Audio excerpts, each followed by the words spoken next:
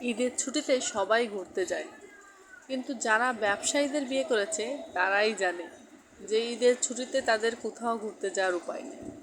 কেননা ব্যবসায়ীদের তো ওই টাইমেই বেশি কাজ থাকে। তাই বারবার বাবার বাড়ি যাব বললেও সেই টাইমে কিন্তু তোমাদের দাদা আমাকে নিয়ে যেতে পারেনি।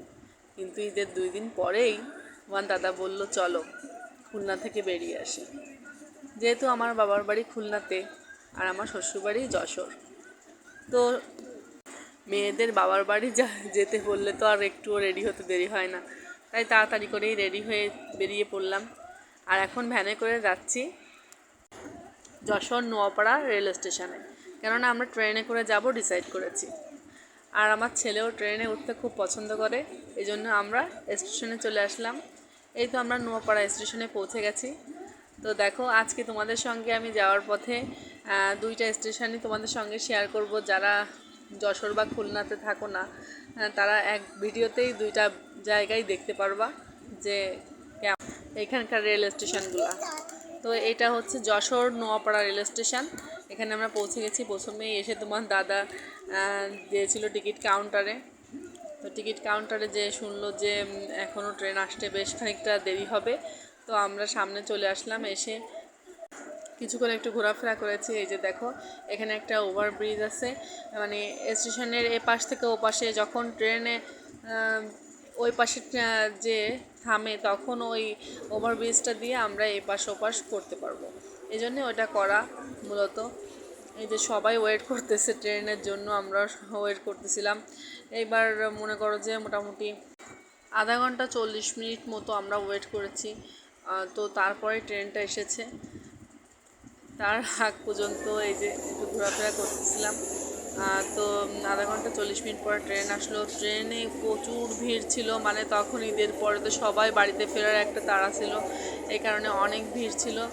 যার কারণে কিন্তু আমি ট্রেনে ওঠার পরে ট্রেনের ভিতরে ভিডিওটা তোমাদের সঙ্গে শেয়ার করতে পারিনি। মানে অলমোস্ট প্রায় আমরা দাঁড়িয়েই এসেছি ট্রেনে, এতটা ভিড় ছিল। তো ট্রেন থেকে আমরা ডাইরেক্ট এই যে খুলনা রেল স্টেশনে নেমে গেছি। খুলনা রেল স্টেশনটা কিন্তু অনেক সুন্দর হয়ে গেছে এখন। তো স্টেশনে নেমে এই যে আমরা এখন যাচ্ছি। দেখো স্টেশনের ভিউটা তোমাদেরকে দেখাচ্ছি, এত সুন্দর। আর তখন মানে সন্ধ্যা সন্ধ্যা, শুধু কেবল সন্ধ্যা ভাব হয়েছে, তখন এই সব আলোগুলাও কিন্তু জ্বালিয়ে দিয়েছিল। অনেক সুন্দর লাগছিল কিন্তু দেখতে। মানে খুলনা রেল স্টেশনে নামার পরে তোমাদের মনে হবে না যে তুমি এটা বাংলাদেশে আছো নাকি বাইরের কোনো কান্ট্রিতে আছো। এত সুন্দর এখানকার পরিবেশ, আর এখানকার সব ব্যবস্থাগুলোও কিন্তু অনেক সুন্দর। এই যে আমরা এখান থেকে এই যে চেকিংয়ের এখান থেকে চলে আসলাম। এই যে দেখো ভিতরের ভিউটাও কত সুন্দর, উপরের ডেকোরেশনটা এরা অনেক সুন্দর করে করেছে।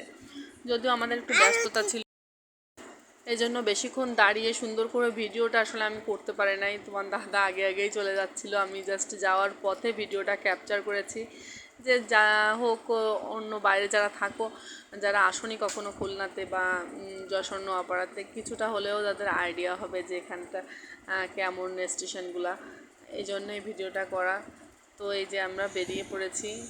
স্টেশনের বাইরের ভিউটাও আমি কিছুটা তোমাদেরকে শেয়ার করব।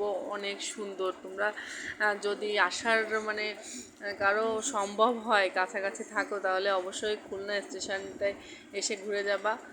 অনেক সুন্দর, এখানকার পরিবেশটা অনেক সুন্দর। মানে স্টেশনে আসা মানে অনেকেই এখানে ঘুরতেও আসে, এখানে প্রয়োজন ছাড়াও অনেকে ঘুরতে আসে। এত সুন্দর পরিবেশ, বিশেষ করে সন্ধ্যার পরে এখানকার পরিবেশটা অনেক সুন্দর হয়। তো খুলনা শহরটা কিন্তু আমার মানে প্রাণের শহর, যাকে বলে আমার জন্মস্থান। একেবারে জন্ম থেকে আমার পুরো স্কুল কলেজ লাইফ পুরোটাই খুলনাতে কাটানো। এই জন্যে দেখো বাইরের ভিউটা এত সুন্দর, আর চারিপাশের শহরটাও অনেক সুন্দর। তো এই পর্যন্তই। এরপরে আমরা রিক্সাতে উঠে চলে গেলাম আমাদের গন্তব্যস্থানে। তো তারপরে তোমাদের সঙ্গে আপাতত আর কিছুই শেয়ার করা হয় নাই। এই যে, তো সবাই ভালো থাকো, সুস্থ থাকো। আর যদি আমার চ্যানেলে নতুন হয়ে থাকো, সাবস্ক্রাইব করে বেল নোটিফিকেশনটি অন করে রাখো, যাতে পরবর্তী যে কোনো ভিডিও দিলে তোমরা খুব দ্রুত সেটা পেয়ে যাও। তো টাটা, বাই বাই, ভালো থাকো সবাই।